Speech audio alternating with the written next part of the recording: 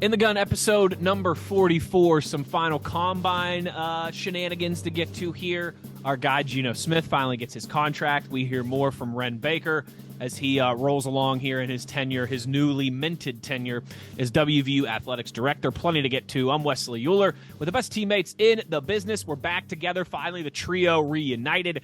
Jed Drenning, the signal caller, and, of course, Owen Schmitt, the runaway beer truck down the sideline, back from the happiest place on earth. I'm back from Indianapolis in the combine where I just lived on red meat and booze for 7 days. Gentlemen, it's good to have the band back together here. How we doing? Doing good. I enjoyed myself in the wonderful world of Disney. You got to hit on that to start with, man. Is it really the happiest place on earth? Is that fair? Yeah, I think for the kids it is, absolutely. Yeah. I mean, it was a great time. It's kind of something we started once a year. We go down and see my brother, Kyle. He's down there. He's set his roots down in Florida now. And my grandparents went. Actually, both sets of my grandparents live down there. So got to meet all the grandkids. That's awesome. 3 brothers, we meet up, and our mom. So it was a good time. I almost sent you something and I forgot. When I saw it while you were down there, it was dad training for Disney. And it had this dad doing different workouts with it was his daughter in this case, his toddler daughter. And it was like late for the ride, waiting for the ride. I mean, all these different things that you go through at Disney, which we've all done if we've had kids there. I'll say, if you're going to go to Disney and you get a ticket, upgrade to the Lightning Pass. It's the only way to really experience Disney the correct way. Otherwise, you're waiting in line for an hour, and that's just anybody knows. Listen, it's $20 extra. If anybody's ever tried to wait with a 4 and under, I mean, really, it's $20 well worth your sanity. And under. It's like it's worth the 20, brother. Just do it. We had a thing, Owen. One of the bowl games, I don't remember which one. The team hotel, the team headquarters was right across the parking lot from SeaWorld. I mean, right there. And we got, as part of the bowl package for being with the team, we got the express pass for free. So I remember me and the family went on Christmas Day. Wes, it was the day of the great finish against the Ravens when Antonio Brown stretched across the goal line. The immaculate extension. That was the day. Yeah. Okay. Well, anyway, what I remember is nobody was at the park because it was Christmas Day, and I was kind of upset that I didn't really get to use my express pass because there were no lines. You could have lived without it. Right? The one time I like having an express pass, and there's no lines. But I'll also say this: one of the things I've learned in my time at those parks, and this is where being a West Virginian really pays off: pepperoni rolls. Keep pepperoni rolls with you, because the rest of the world's oblivious to our pepperoni rolls, right? But while you're standing in line, you can literally have your family meal while you're in line eating pepperoni rolls and a bottle of water, and everybody else is just standing there like idiots with nothing to do. So anyway, we're glad you had a good time. We're glad you're back. Jed, that's a great little tidbit there too. Snacks. Okay. Snacks. Bring them. Make sure you got them. Snacks and water. You got to stay hydrated. You got to stay fed up. Listen, you can buy the other stuff too, but hydration cannot be a factor, at Disney for $14. You're going to go and you're so isolated. I mean, by the time they've got this down to a science, by the time you park and they shuttle you from the parking down to the other shuttle, down to the other shuttle, down to across the water, by the time you're in the park, you're like disconnected 6 levels of travel. You're like, I'm not running to Burger King for lunch. Of course I'm going to pay $28 for a burger. And what else am I going to do? So my kids are starving, so you don't have any choices, right? So there you go. Well, there you are. And that's ITG on Disney. And tune in next week when we break down Universal Studios. And a few months after that, we'll do what's the one out in Sandusky, Ohio? Cedar Point. We'll have a Cedar Point breakdown for you next month as well, too. We'll have all of them. This episode of ITG is brought to you by BetOnline. BetOnline remains your #1 source for all your sports betting needs this season. Everything from football to basketball to even esports. You always find the latest odds, team matchup information, player news, and game trends at BetOnline.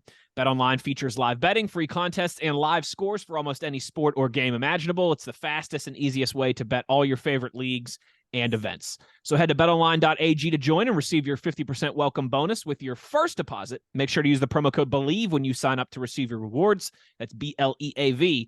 at BetOnline, where the game starts. Headlines to get us started here, as always, gentlemen, and kind of wrapping up our combine conversation that we had last week, Jed. Of course, when we recorded last week, Dante was finished. With the way kind of the schedule fell and how we released these podcasts, Bryce Ford Wheaton not being on the field until later in the week. I tell you what, though, he had himself a strong showing as well, too. We thought Dante did a great job, and he did, but Bryce might have even, that trajectory for his stock might even be pointing more vertically than Dante's is at this point. Just tested off the charts. I mean, had the second best 40 time of any wide receiver, I Bleav, is how it ended up. The best vertical was top 10 in basically every major category. It was a great showing for both of our Mountaineers. And like I said, just when you thought, man, Dante really set the standard, here comes Bryce Ford Wheaton with one of the best workouts, one of the best weekends of any of the wide receivers in Indy. And I thought it was maybe even more critical for BFW to do that than it was for Dante, because BFW, he had a decent showing at the postseason setting, right? At the East-West game, but not to the extent that Dante did. He didn't turn quite as many heads as Dante did. And for that matter, when you look at how BFW played down the stretch, he made some key plays for us against Oklahoma. The last couple games, the K-State game, the Oklahoma State game, he was somewhat of a non-factor. He didn't really put an exclamation point on his last season. So I do think it's critical for him in that testing environment to test in much the way that he did. And I think the reason he turned heads is it's one thing to run a 4.38, 4.37. It's one thing to have that kind of vertical. It's a completely different thing to do it when you measure in at 6'3", 221. That's what turned heads. I mean, I don't think those guys anticipated somebody with that frame, with that size, with that potential physicality to run and jump and move like that. Yeah. And everybody likes a Lamborghini, right? Ferrari, Lamborghini. That is probably, in my opinion, the best way to showcase yourself is the 40-yard dash. If you can blaze on that, that can really climb you up on that ladder and turn some heads. So, and like you said, with the big frame, he's a big frame kid. I think developmentally, if he gets in with a team that's got maybe some savvy vets in there and kind of learns and gets some time, he could be a great player. It's, from my aspect of what he did this year, look, you're a wide receiver. You got to make those completions. First and foremost, work those hands, work them till you can't work them anymore. Catch, thousands upon thousands of balls from the jugs. He's going to be great. He just needs that chance to kind of get in there and work his way up through the depth chart. But I think what he showcased, obviously at the combine is going to definitely help him with his potential draft status. That's a good point, Owen. If he steps into the right environment with the right support structure, have the right vets around him, and for that matter, the right coaching, right? Yeah. Continue to hone his skills. Because here's what we know about BFW. Bryce is a kid. Consistency's been the issue. When he is on, he is absolutely as dominant as anybody you'll see on Sundays. When he is on, okay, that's why he makes more contested catches than anybody. He led the Big 12 in contested catches, more contested catches than any of these Mountaineer greats at receiver that we've had since PFF, since Pro Football Focus started tracking that metric. So when he's at his best, he's nearly unstoppable. But the issue is he's not always been at his best. He's had some critical drops. We know about that. He's not always shown up and been as productive as he had at his better moments. So if he wants to find a way to make a living and do this for the next 10, 12 years on Sundays, he can. But he only can do so if he masters that next step of consistency. We know what he is at his best.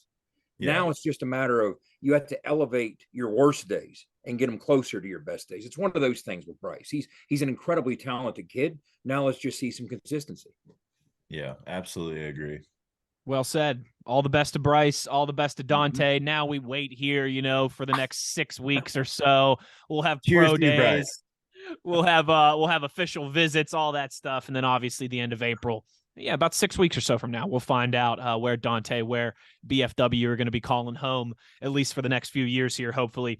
This episode of ITG also brought to you by our friends at GoMart. Here to keep you going. Make sure you're signing up for your GoMart rewards today, covering you throughout West Virginia and more as you travel around the Mountain State here and there. GoMart is everywhere. Make sure you're checking them out for all your needs when you're on the road. Gentlemen, big story here. Geno Smith, we speculated about it. We talked about it. We discussed it. I think in some ways spoke it into existence. Maybe that's a little bit of credit that we can take. But Geno Smith, after a record-setting year, literally for the Seattle Seahawks, setting their passing records, single-season passing record in franchise history, taking over for Russell Wilson and having a better year and leading that team to where he did this season. He's been rewarded, Geno, with a 3-year, $105 million contract that will pay him $52 million this upcoming season to be under center for the Seattle Seahawks. Guys, it's a great story. Just his perseverance and the amount of time that he had to wait to get to this opportunity, to get to the right situation, to be able to take advantage, to finally cash in. It's great to see one of our own, getting a deal like this and really, changing his life for generations to come. Oh man, this is he just went from rich to wealthy. And if he plays his cards right and has the right people around him managing that scenario, generations for a long time will be taken care of. Man, this is what's great about his story is, coming out, extreme talent. But what happens is, sometimes players get in situations where they're not in the best fit for them. Sure. And, he grinds it out. He's been battling for so long and finally gets a great payday. It's such a great story. I'm happy for him. Mad props. Happy for him and his family, and looking forward to seeing what he does next year. Next year's going to be, talk about, if depending on how his paycheck works, if it's every week or every 2 weeks, and you only get paid during the season. Whew. So so think of how big those checks are, buddy. That's a lot of commas. That's a lot of commas, Big O. Yeah, he's going to get that first one. Oh boy, son. Oh boy. What's 17 divided by 52? Yeah, it's a nice. That's a nice. Take that one to the bank, dog. I mean, that one's gonna be. I mean, it's incredible. It's really happy to see that happen for him, and super stoked to see what he does next year as well. And Owen, I think you just hit on it. He has an opportunity with this if he plays his cards right. This isn't just wealth; it's generational wealth. Yeah, for multiple generations, right? And here's what's interesting. This is what makes me so happy for Geno. The story of Geno has been one from major college to the NFL, also close but not quite. He's been so close with so many major things that he can really taste it.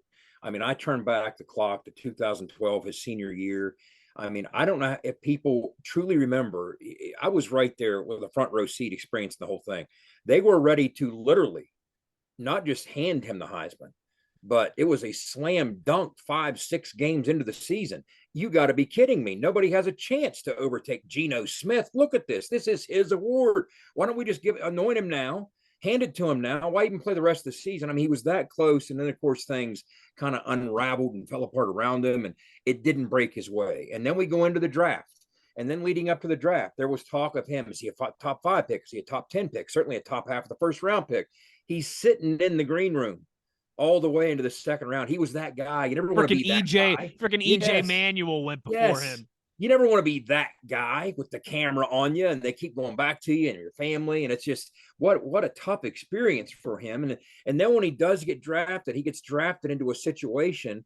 God bless Rex Ryan's soul. But just as you touched on, Owen, Rex Ryan had used all his resources. Okay. He's a defensive-minded, defensive-oriented guy with a defensive pedigree through and through. Their free agent money went toward defensive assets. Their draft picks went toward defensive assets. That's what Geno was drafted into, with very little to no help. It didn't work out. So he found himself scrambling to try and latch on to a better fit. He didn't find it elsewhere until he landed in Seattle. And, he gives Pete Carroll a lot of credit. Geno does. He's very deferential in saying, look, the way Pete handled my situation, I'll never forget it. And now you have a circumstance. He just signed a 3-year deal for $105 million.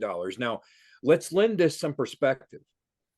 In his first 10 years in the league, when you look at SpotTrack, the website that tracks these contracts, and Owen, you can attest to the fact they're pretty accurate, at least with the contractual side of it, in terms of what you made in the NFL, right? Geno had made $17.4 million. Now, that's nothing to sneeze at, okay? But now, first of all, he's a quarterback, okay? And second of all, when you're comparing it to 105 million, starts to become something to sneeze at. Right. As you talked about, Owen, when he starts getting those weekly checks here about halfway through the season, he's going to surpass halfway through the season what he made in 10 what he made years, in a decade. Right? Yeah. So that's just incredible. Good for him. And it sparked a conversation between a friend of mine and I. We were trying to figure this out. We're like, okay, obviously Geno has to be, based on the merit of what happened on the field, the highest paid athlete that West Virginia University has ever produced at the pro level, right? So then you ask yourself, what about off the field? Okay. Obviously McAfee has made a mint, right? So I started trying to track, and this is where things get murky. I started trying to track net value, okay? And when you look at McAfee's net value, various websites, it depends who you trust and who you don't. Just Google net worth and the person's name, and you'll see McAfee's is around 35 million, depending on what you look at. Again, all his stuff hasn't kicked in yet, but different people track net worth different ways. So that's a conversation piece. Jerry West, net worth. Again, that's the operative term here. You'll find 50 to 55 million. Pac-Man's like 5. Okay. Now, first of all, he's probably spent a lot of it right now, Pac-Man, but so this started this conversation, right? We're like, well, I wonder how accurate this is. Let's check net worth Owen Schmitt, right? Net worth Owen Schmitt. And you talk about a broad spectrum of Google hits. It's all over the board. It went from, what was the highest one we found, Owen? 10 million? 10 million. I'm still waiting to collect on that. You're still waiting to collect, and then Wes kicks in and he says, I think his net worth is, Wes, what'd you say? Yeah, his net worth is a smoker, a Chevy, couple cases of Bush. Yeah, and a backhoe. Maybe a backhoe. And a Slim Jim. Yeah, and a Slim Jim. I don't know if he's got a side hoe or a main hoe in there too, but I know he's got a backhoe. But hey, our boy had a $700,000 contract in the NFL. Talk about nothing to sneeze at. Holy cow. It is funny how that's calculated though, that net worth, right? It's all your assets. Crazy. It's your house. It's any businesses you might own. It's not necessarily that you just have that money cash on hand, right? There you go. Yeah. But I'll be interested to see where where's Geno's number goes over the next. Let's keep an eye on that. It's SpotTrack. We'll have to do that. Or his net worth elsewhere, not just SpotTrack, but elsewhere. Yeah, that's a good point, Wes. Maybe this summer we'll revisit that. That's right. Yeah. I don't know. There's a signing bonus attached to that deal, right? Right. But just like Owen said, normally you get 17 checks through 17 games, and it's prorated and yada yada. And obviously, too, he's not getting for all of us adults out there, he's not just getting $105 million. He's going to have to pay substantial amount of taxes on that. He's going to be in a. That's the other thing too. He's going to be in a new tax bracket now. Geno is. I heard Shaq.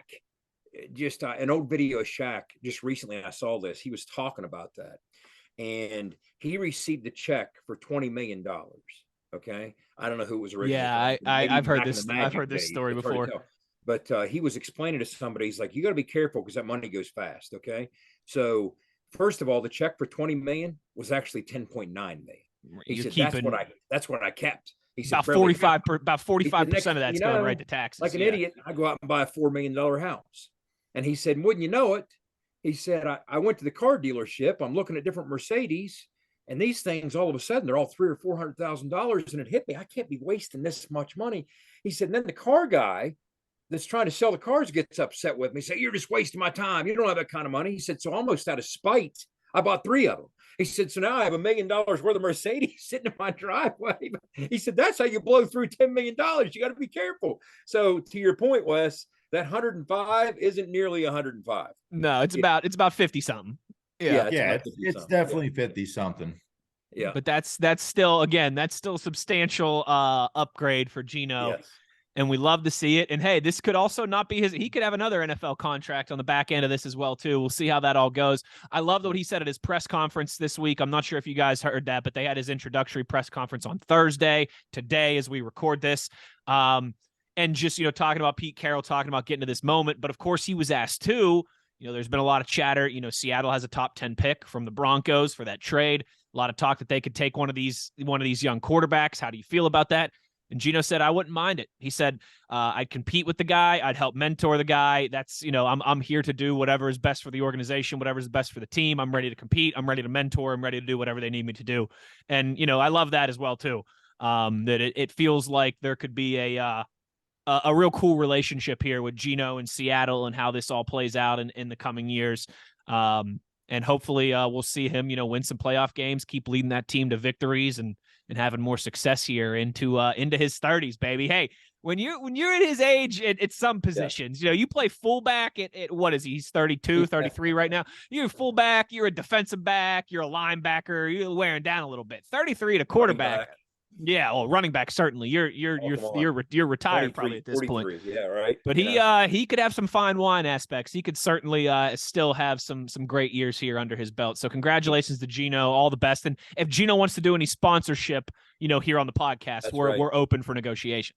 I'll tell you what hasn't eroded. That arm talent has not eroded. He's flinging that football as well as I saw him when he was 22 flinging that football. I saw a Pro Football Focus breakdown. They charted every deep ball pass in the NFL this year, right? So like 21 yards plus. Geno Smith, best completion percentage in the league and passes 21 to 45 yards last year. He threw such a beautiful ball too. I mean, just a beautiful ball that just close to 70, like 68, 69% of like passes 20 to 45 yards downfield. He's completing. That's an impressive number. Yeah, that's wild. Yeah. That's very impressive. We'll see. Hey, maybe that'd be a good landing spot there for Bryce Ford Wheaton as well, too, behind a guy like DK Metcalf. They've got some veterans there, some guys who know the ropes, and we'll see maybe some WVU to WVU connections on Sunday. Things could certainly be worse. Another thing Geno might be in the market for, he might be looking to buy a new car now as well, too. If you're looking to buy a new car, you always got to go check out our friends at Toothman Ford. We all know cars cost less in Grafton. They've got all their inventory online. Great, easy system to use online. You can browse, peruse everything they got before you go to Grafton and make sure you're getting to Grafton for all your vehicle needs. Thanks to our friends at Toothman Ford for being a presenting sponsor of this episode as well, too. Jed, final headline here before we close this down with some of Wren Baker's comments. College football attendance taking a little bit of a jump this past season, a big increase. Tell us about these numbers, why this is significant. And of course, I'm wondering, is this anything to do with COVID? Is this a post-COVID bump? So lay this all out for us. Okay, here's what's interesting. We've talked in the past about the overall attrition, and not just college sports, but basically all sports. Sports in general. That's held true, okay? This was a standout, an outlier in the sense that, there was an article put together talking about this week, and it's the largest jump, single season, year-to-year jump since 1981. Now, part of it, we can speculate or theorize as to what made this happen, but here are the numbers, okay? FBS attendance increased 5%, up to 41,840 fans per game. Now, might not sound like a lot, but here's why it's important. It's the second highest per game rise. Per game rise would be almost 2,000, 1992, I should say, since the NCAA started keeping attendance figures in 1978. The largest jump since 1982, when attendance in 1982 rose 9,000. Now, let's visit some numbers here. We've talked, as I touched on, how the numbers have dipped in recent years overall, which they have. Okay, we go back to 2014. Attendance was down over 1,000 per game. 2015, down again, 670. 2016, down 321. Now, 321 might not seem like much, but the point is it's not growing, right? Right. 2017, down 1,400. 2018, down 300, not down 300 again. They didn't even count COVID. When they do these studies, they don't even count. That's what I figured. But they do count 2021. So you're gradually working your way back piecemeal. And part of the speculation is, well, maybe by 2022, there was more of a complete thrust in terms of fans, loosening the tethers to finally return in greater numbers than they had 1 year removed, when there were still some restrictions in certain areas and still some policies in certain areas. But that's the larger point of it, is that it has diminished for several years in a row. And this past season, it actually took an uptick. So I think that kind of matters. Now, here are some bullet points at the end of the piece. In 2022, the national average still sits over 7,000 fans per game behind the all-time record, which was in 2008. Owen, right after you wrapped up, almost 47,000 was the national average. 2021 average of just under 40,000 was the lowest since 1981. So 2 years ago. So these numbers are kind of flying all around. Now, again, bear in mind, these are FBS numbers. So they're saying, okay, what could impact FBS numbers like this? Well, maybe even if it's a couple things put together, like for instance, Kansas, Tulane, some others that really haven't had a lot of success, all of a sudden turning a corner. Kansas was selling out like 3-4 games in a row. Right. They usually like 15,000 people. Those numbers start to add up from the bottom up. And then like 9 of the 12 biggest stadiums had hosted teams that went to major bowls from Michigan on down the line. So those stadiums also were pretty robust in terms of their figures. So you had the numbers at the top of the FBS yanking those numbers slightly up, and you had the numbers at the bottom pushing them up a little bit. So altogether, you can kind of see how the math would work in your favor. Let's just kind of hope that, we continue this trend. And we've talked about actually the experience of being at the stadium. They came up with a word for that. I need to track back to the article and find the word. There's actually a word they use to capture that now because it's discussed so much. Experiential. That's what they call it. They want it to be more experiential, a better experience at the stadium. So that's why it's easier to get tickets. It's easier to do this, easier to do that. But you're still competing with heck of a setup in your living room, like we talked about. But relatively good news. It's kind of, college sports, college football in this case, won a battle, but it's still losing the war. So you got to win a few battles before you turn a corner there, right? Absolutely. Absolutely. And I think they're on the front foot in regards to some of that stuff. There's only so much you can control in that department, right? I mean, as more and more people just inclined to sit back in their recliner and their 65-inch TV with their fridge right next to them and no traffic and their bathroom right there and all those things, sometimes some of that stuff is just natural. But I think you have noticed too, more of the experience stuff. A lot more now is made of just the overall experience, things you can do around the stadium, things in game in terms of Jumbotron entertainment, whatever it may be. But it is good to see at least that I think college football is one of those. It's unique. It's different than going to a pro sporting event. You've got the bands, you've got the back on campus and the alumni feel and all these different things. I think college sports is still kind of uniquely positioned to capture a lot of that nostalgia, if you want to call it, just that experience stuff, because there is so much more that goes into a college football game than just the on-field product. But yeah, hopefully we can be part of bumping those numbers up here soon too. Oh, there you go. Let's hope so. Let's hope we do our part and pull them up as well. But Dennis Dodd also mentioned, you're talking about unique and some advantages. College football fans tend to have a little more income than maybe some of the fans in the contemporary sports.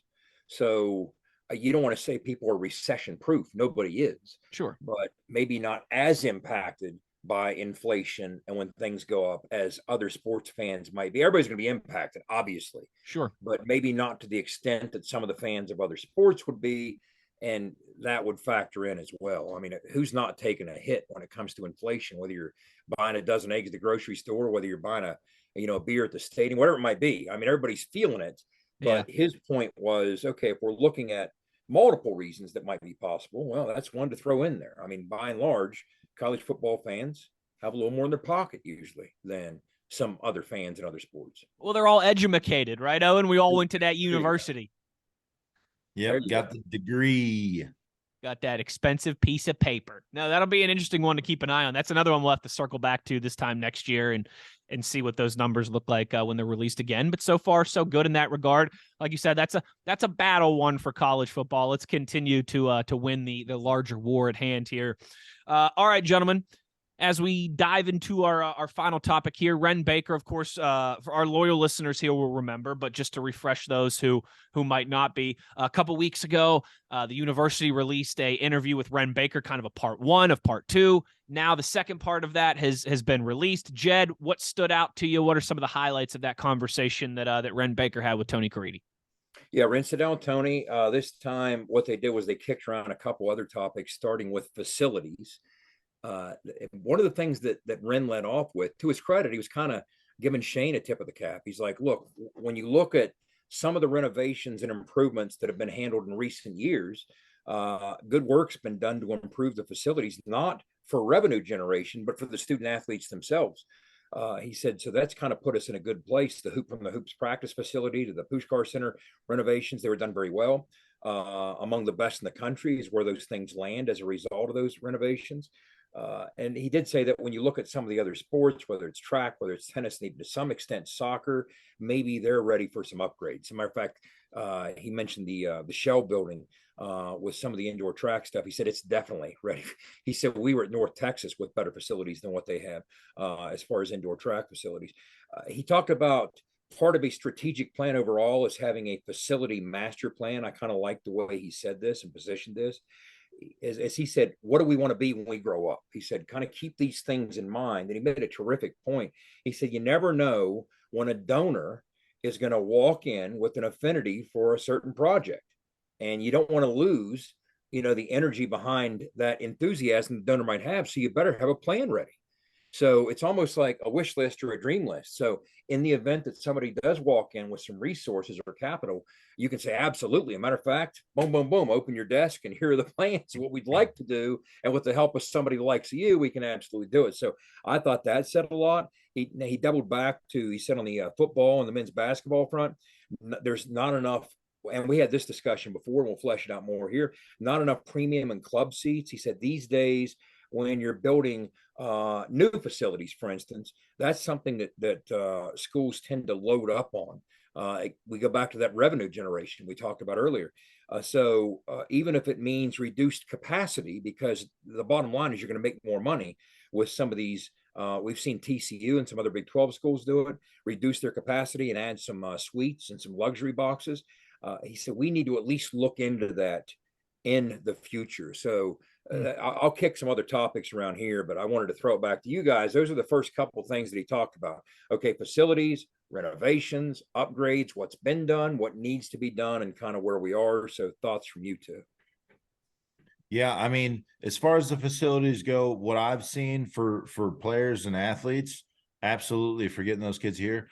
I would like to see as well, like you'd mentioned, tennis, soccer, those deals, the rifle Track, team stuff, all that track, all those people, all that stuff needs to be really upgraded. And then when we talk about the return on investment stuff, which I know Wes kind of really had a strong point. There wasn't too much thought put into that. Now there was some for overall fan experience and making it somewhat traffic a little bit easier to manage, but I think they could really benefit. I mean, even those West, the suites that we sit in, the open air suites, they could close those off probably for minimal money, honestly. Charge a little bit more. Yeah, charge a little bit more.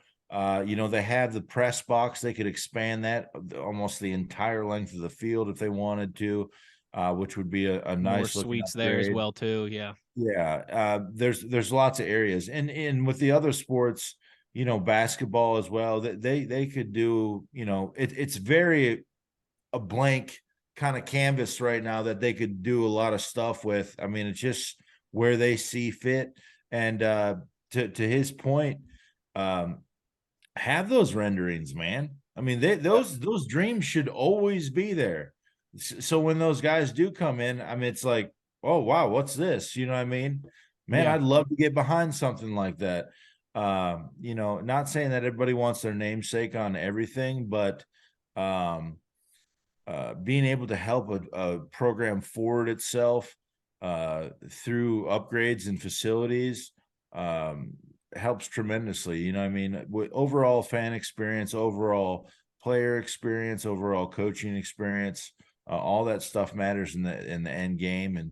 And obviously we understand that money runs the show here, and we want the most ROI for our investments. So anything we can do to get to that point is value added.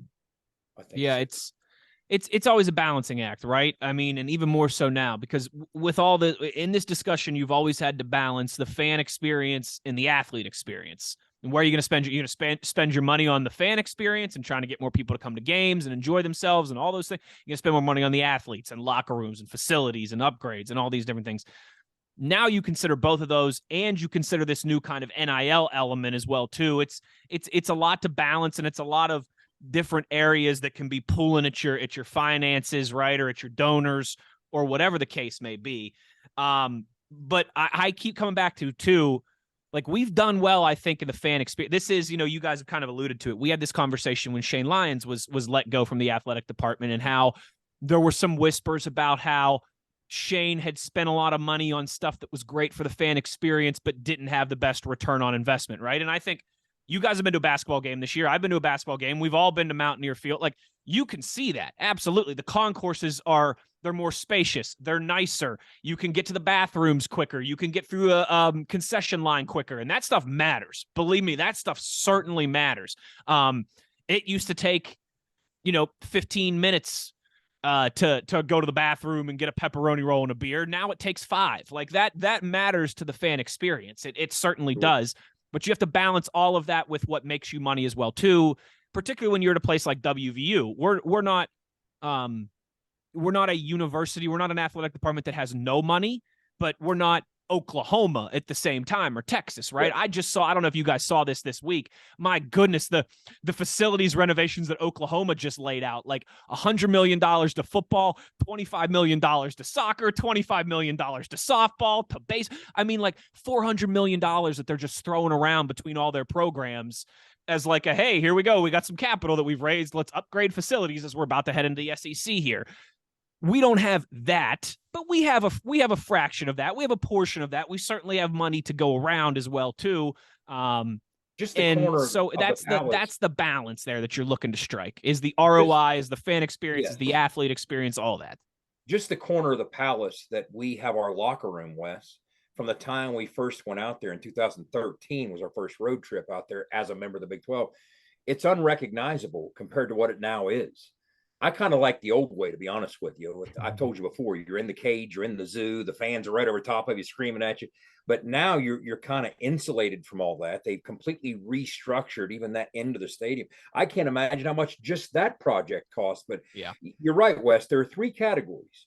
Category 1, okay, what benefits the student athlete, makes their experience better. Category 2, what benefits the fan and makes their experience better. Now, the problem is category 3, what generates revenue, doesn't necessarily fit neatly along category 1 or category 2. Correct. So, but I did like the fact that, as you touched on, Owen, Wren was talking about have those renderings ready. Like today, for instance, of course, we all know what happened with the West Virginia-Kansas game. It's over now. It's behind us. That's one of the reasons we waited to tape.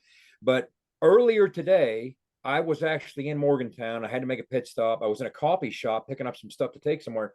I ran into Kristen Coldsnow. Now, do you know Kristen, Wes? I do not. She's a graphic artist for the school, very talented graphic artist. You've seen a ton of her work. She does a lot with the media guys and with the releases they do for football, for basketball, on the line. She's very talented and does a lot of the work that comes out of those offices up there. Well, what she was sitting there working on early today was, she said, look, in case we beat Kansas, I got to be ready to release these things. All right, I got to see it. So I'm rolling up my sleeves. Kristen, show me. And she's like, all right, I'm going to take this and do this. And I was like, oh, come on, you're teasing me. But you got to be ready. Right, Owen? I mean, you can't wait to beat Kansas and then do the graphic art. So if you do it in every other facet of life, why wouldn't you do it as the AD with drawings and plans and rendering? You don't wait on the big booster to come in and say, hey, I'd love for an expanded facility in this sport or that sport, and then say, hey, I'll draft some plans and come back to you. No, you want those things in your drawer and just pull them out and say, great idea, look what we got. Just like Kristen was doing today with the graphic art. You don't wait to beat Kansas. Just in case you do beat Kansas, you got to have it ready. Well, the same holds true in the AD's chair. And that's why I really appreciated Wren, spelling that out the way that he did. Yeah. It's a great analogy. I love that analogy. Yeah. It's all about the showcase. It's just like buying a car, right? You have your showroom floor, you have those renderings. I mean, you can have them out, 3D models, all that type of stuff. People love seeing that vision, and they want to see, you know, the university grow. Any alumni who's there, and yeah, we love the old times. Don't get me wrong with that, right? Don't misquote what I'm saying here. Don't you misconstrue that, Don't you do it. Don't you do it. I'm telling you. Don't you, You know, push aside my nostalgia, Mr. Schmitt. you know what I mean? Everybody loves the old times, right? But we all love to see us grow and further ourselves and see what we can become. Yeah. So, kudos to him to having that vision and understanding that that's the true vision and way of the world now. Well said. Couple other topics he hit on, because I want to work into he talked about the portal, we talked about NIL, but working his way up to that, he and Tony discussed the fact, this was a neat little wrinkle, I wasn't sure I was aware of it. Wren is actually the head of the NIT selection committee, and I didn't realize that. He said, "Look, so he's gonna have Pitt, right? He's gonna pick Pitt for the NIT there you go. That's exactly on Sunday." What's interesting was he talked about a lot goes into managing that, right? But he said we're kind of side by side with the NCAA, and he said it provides a unique perspective in the sense that he's always watching teams. If he's not in a meeting, he's watching somebody on his computer, right? Watching tape. But he said the NCAA will pull somebody into their tournament out of the NIT pool. He said, so here we are left shuffling. Okay, we got to double back and refill that spot. So I never even thought about that, but it makes perfect sense. Funny. But here's the guy who's the head of the NIT selection committee, so he's dealing with that. They discussed academics, and he said, look, he talked philosophy. He says, look, we aspire to be at the top of the league, of the country, in both academics and athletics. He doesn't believe that you have to push one at the expense of the other. He explained it thusly: if you value the growth of the person ahead of the player, then they'll have success in both academics and athletics. And I thought that was a pretty adept way of describing that. And then when it came to the discussion of the portal, he said, look, it doesn't feel, he said, it does feel like there will at some point be more guidelines. And he recently had a discussion. We all know Ken Kendrick, Mountaineer alum Ken Kendrick, owner of the Diamondbacks, very involved at the Major League Baseball level. Well, Ken Kendrick told Wren, he said, look, our jobs have never been more similar, right? He said, your job's a lot more like my job, okay, in MLB now. And Wren pointed out that, well, you might think so, but at the pro level, you have strict rules about who and when contacts can be made. There are contracts that are very transparent, what every left fielder in the league makes, et cetera, et cetera. But in college, there aren't disclosures or a database that you can draw from and go see. And also, people often try and mislead those numbers and elevate and inflate those figures. We've talked about that before, guys.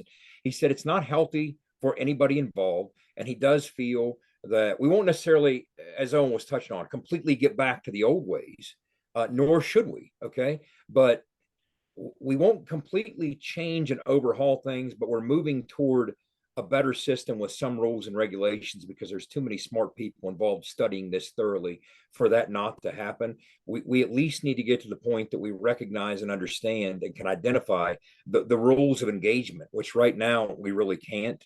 He doesn't like how easy it is to jump into the portal and bail out and transfer, because he said oftentimes that might lead to a student athlete not facing the adversity they otherwise might face to make them a better person. That's part of the experience. But he also doesn't like the idea of them being held hostage in certain situations and not having enough liberty to make reasonable movements. But he said there's a lot of congressional interest, which we both, all three of us know.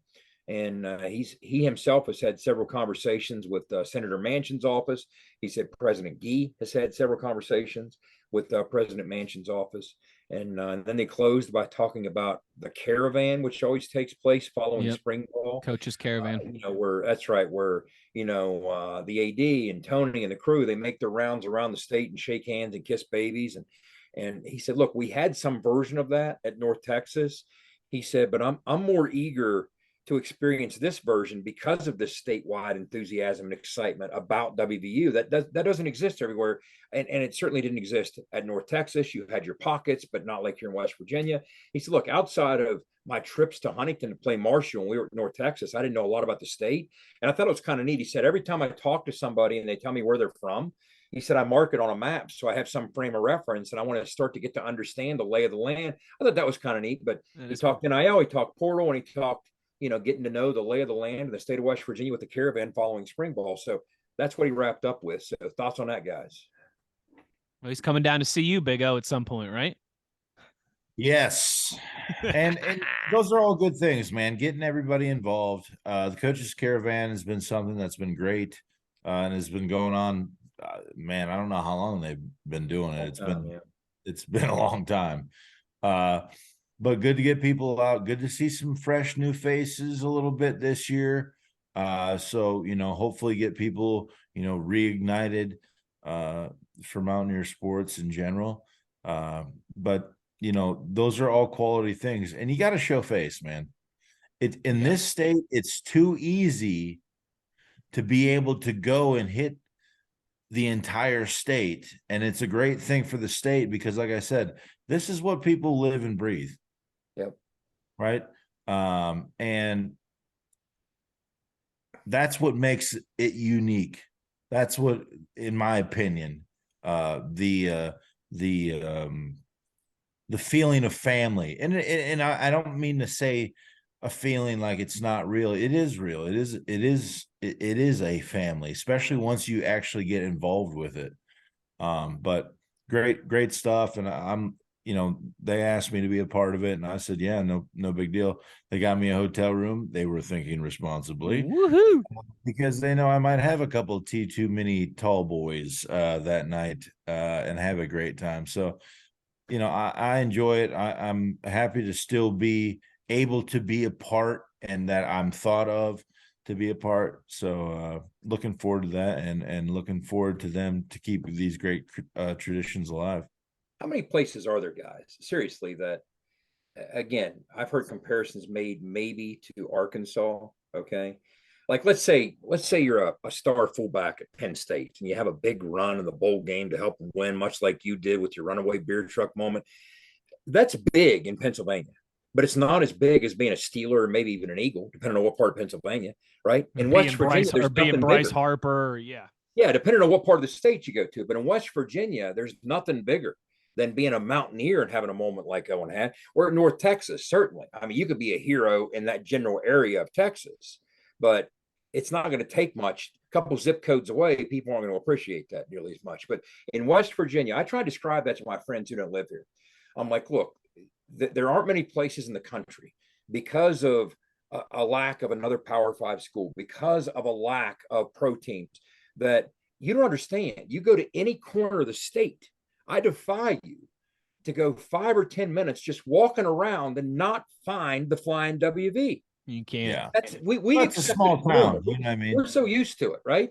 But that's not normal everywhere else. Like, yeah. I tell you guys, every year I go to Pittsburgh for Christmas and do some Christmas shopping. I have a little sociological experiment that I do that count the pit logos I spot. My record's 5 in 3 days, right? You just don't spot them. But in West Virginia, can you imagine that? Can you imagine? But right, Jed, if you were doing Steelers or Penguins, it'd be dozens, right? Yeah, absolutely it would. I mean, I don't care if you camp outside the Henderson Center in Huntington, outside the Joan in Huntington. If you spend 3 days, you're seeing more than 5 flying WV. I don't care where you go in West Virginia. Yep. I can't even imagine, but people don't fully appreciate. They think it's like that everywhere. It's just not. I mean, Owen, what you have and the relationship you have with the fans, not just the fans, but the people of the state, most of those people didn't attend WVU. Most of them didn't. But you are always going to be revered to so many people, whether you go to Martinsburg, whether you go to Matewan, wherever you go, just like Tony talks about, every corner of the state. And it's just unique and it's different. And that relationship's always going to be there. So it makes perfect sense to me to say, hey, knock the dust off those busted face masks, get you out on the caravan and help shake some hands and kiss some babies yourself. Because I think that's beneficial to the school at large. It's beneficial to the program. I think it's a great idea. And it's just outside of Arkansas. And I only say that because that's the closest I can come to a Power 5 comparison, devoid of a protein, devoid of another. You see what I'm saying? Sure. I mean, Yeah. North Dakota's one, Absolutely. North Dakota State's one thing, but it's not Power 5. It's not Power 5. It's different. This is very unique. And Owen, 30 years from now, that's still going to be true of you. It's still going to be true of Pat McAfee, Pat White, Steve Slade. On down the line, there's a long list of Major Harris's. On down the line, that's always going to be the case because the relationship the people of this state have with that flying WV and the old gold and blue. It's different. It's unique. That's why we're passionate about it. That's why we get mad when we don't win, right? That's why we get as excited as we do when we do. That's why Pat Narduzzi gets pissed off when he sees me wearing a hat. I mean, absolutely. And the one final cherry I'll put on top of it is I've always felt one more little thing that makes it different. It's so often as West Virginians, as somebody who grew up in the state, you find your state maligned and dragged through the mud because we rank at the bottom nationally of all the things you want to rank at the top at, and we rank at the top of all the things you want to rank at the bottom of. So normally when West Virginia is mentioned in a national blurb, it's in a negative light, whether it's, suicides or some catastrophic, horrible thing that you don't want to be attached to, fentanyl deaths, I mean, whatever it might be. Yeah. It's tragic, obesity, it's drug overdose, that whatever kind of it might stuff. be. Yeah. It's always, it's not always, but typically something bad. But you know what? When that flying WV is donning the helmet or the jersey or the shorts of somebody making something big happen on the national stage, that's our shining moment when they're talking about us in a positive light and not a negative light. And as West Virginians, I truly think that's a big part of why we appreciate what happens on the field, on the court. I really do. I think, it's part of not having a pro team. It's part of not having another Power 5. That's all true.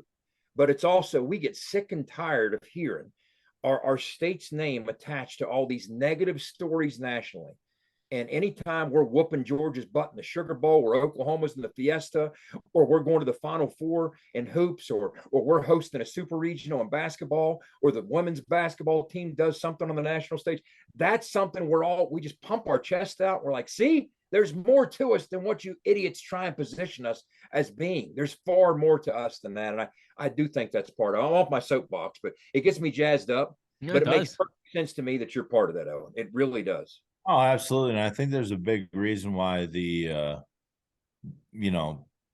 people that come here, they recognize that, right? The real people. And that's why they stay.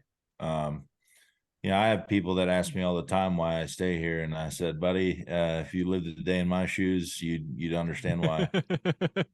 It's that special, man. I mean, to be able to talk about a football game that happened almost 20 years ago now, and obviously I'm not that there yet, but to be able to share a moment with somebody that we both shared the moment, even though we might have been in different places at the same time, is special. And some people get it, some people don't, right? And that's why I think it's the best kept secret, because the ones that want to be here, they're here, right? And the ones that don't, that's right. Say what about the state of West Virginia? Don't matter. But out of the don't matter, states, son. It don't matter, son. It don't matter. Like, if you don't like it, we don't care. We like doing what we like doing. That's right. If you don't like it, you can get out. Show me a state out of the 50 states, and this is what I always fall back to, and I try and explain to people not from here. If you got to break down along the road, you want to do it in West Virginia. Yeah. Because there's a lot of places. It's probably the safest place. There you go. You're gonna have 5 people stop and ask if you're all right. You need help? What's up? You need a ride? What's up? You got a toolkit? What's up? They're always gonna do that. Hey, you selling a Cadillac convertible by any chance? I mean, I met a family from New York that retired to Petersburg, West Virginia, and I was like, wait, now what? Because I talked to them outside the hospital last year, and they were walking me through their ration. I said, well, we wanted to get further south than we were, but not into the deep south, and still close enough to family that we have back in New York. And I said, what's your experience been like?